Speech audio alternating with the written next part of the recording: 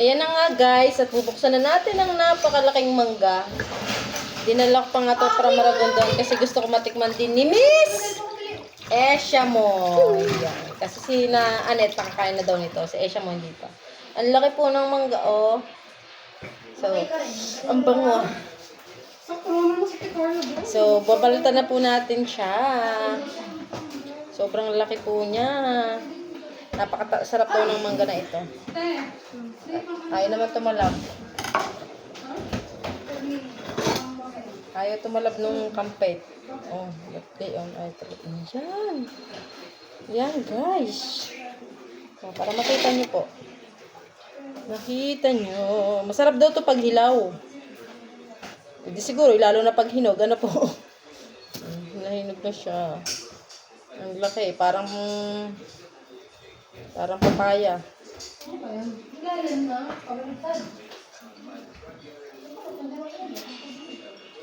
Matigas po siyang mangga. Hindi siya katulad ng ano po na malambot. Napakasarap daw po nito pag hilaw. Sabi ng kapatid kong lalaki.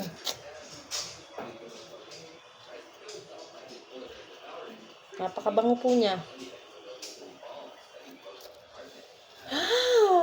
Laki.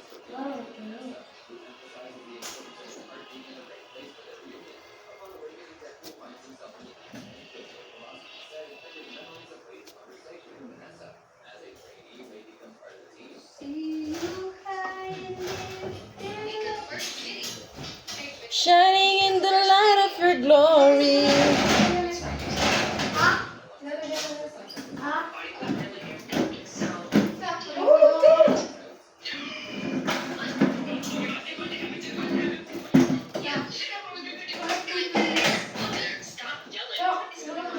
Ang laki. Help me, please. Yan lang po ulit ang makakakain. Nung huling kain ko po ng ganitong mangga, nung buhay pa po yung nanay ko. Nasa lubong po ni tatay sa nanay.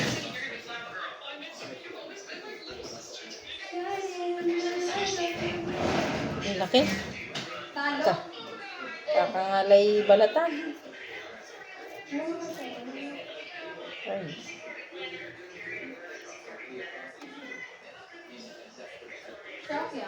Ano na natin po, hatiin na natin. Ang laking nakakangalay. So, hatiin natin siya. Ayan, ang laki po. Parang ang nipis ng balat po niya. Gusto ko sana matikman to ng hilaw. Kaso naman, gusto ko pong matikman kasi ni Esha. Ay, grabe siya. Laki. Yan laki. Grabe no, isang plato po yung laki niya, oh. Sobrang laki.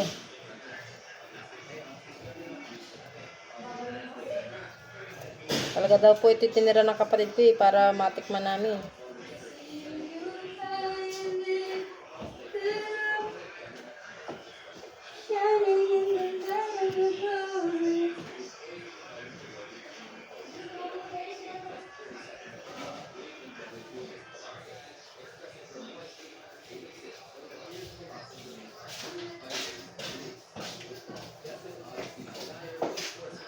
Takot ko naman, baka mahiwa ko eh.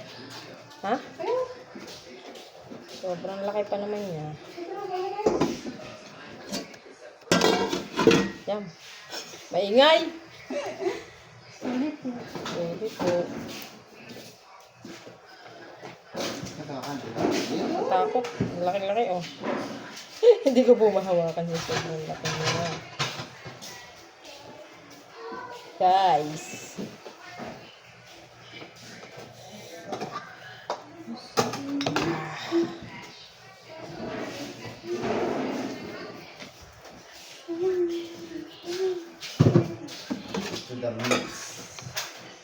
Grabe oh, isang plato po siyang malaki.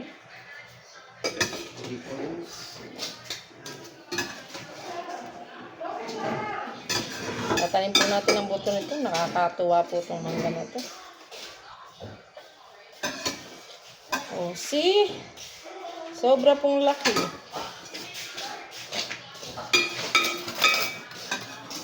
Guys, sobrang laki. Tapos ang nipis ng balat niya, ang taba ng laman niya.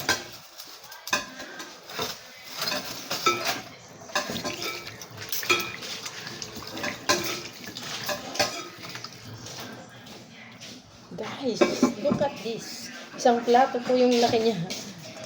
So, yan! Ayan! Oh, ito po ang laki. Sobrang laki. So, yun na po guys. Bye-bye!